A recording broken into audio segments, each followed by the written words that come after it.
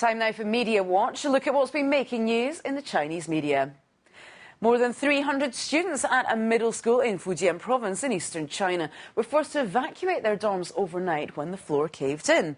The Straight News reports that at around 10 p.m. one night, the cracking of the floor sent students scrambling out of their dorm at the Minqing No. 1 middle school, fearing a possible earthquake. School authorities immediately evacuated more than 300 students and escorted some of them home for the night.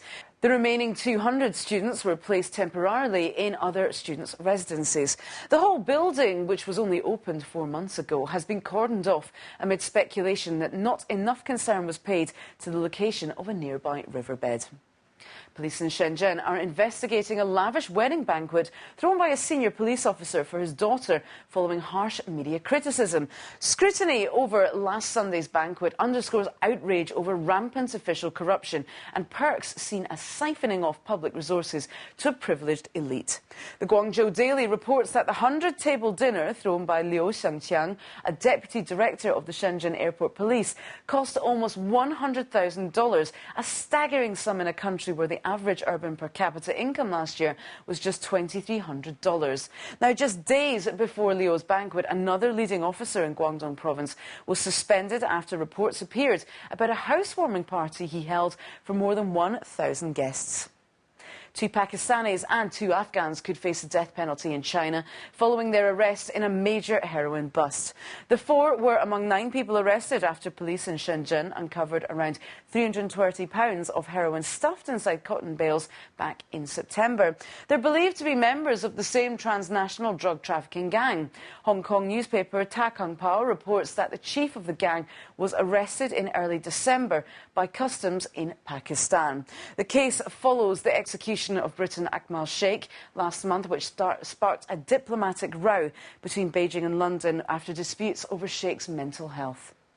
As the world strives for a shift towards environmentally sustainable living, a new project in Shanghai is working to become the city's first green office park. The newly founded garden is called Pujiang Intelligence Valley Business Park. It uses up to 75% less electricity than office compounds of its kind. And to encourage others to follow the initiative, the park will provide 6,000 square metres of free office space to qualified enterprises for 1 year. Book ahead if you're planning to visit the 2010 Shanghai World Expo during national holidays and peak periods. That's the message from organisers who plan to limit visitors to 600,000 on particularly busy days when only prepaid tickets will be accepted. Tickets cost around $30 each. 17 days are expected to be specially crowded, including the May Day and National Day holidays, as well as the last week of the Expo. Organisers plan to sell 400,000 tickets for the opening day, and more than 2/3 have already been snapped up. An average of 400,000 visitors per day is expected throughout the event. One of China's largest social networking websites was inaccessible for undisclosed reasons earlier this week. 51.com, a community portal similar to Facebook with 100 million users in China, went offline, sparking rumours that the site is the latest victim of government efforts to clamp down on objectionable content on the internet, though the site is now back in service. Now, 2 other websites went offline around the same time.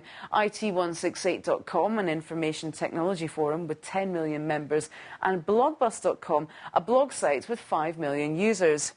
Sina.com reports that they were closed by the domain registrar for the sites for having vulgar content. IT168 is now back online, but Blogbus remains down. And we close today's Media Watch with an unfortunate case of failed demolition. One half of a building remains standing after a recent demolition operation in Liuzhou in Guangxi Zhuang Autonomous Region didn't go according to plan.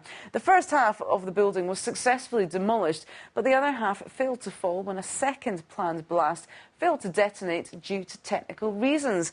The Leaning Tower of Liuzhou now provides a rather bizarre backdrop for residents strolling down the streets. Who knows, it may even become a tourist attraction. And that's today's Media Watch. Indeed, that's all for now from the team here at BON News. Thanks for watching. We'll see you next time.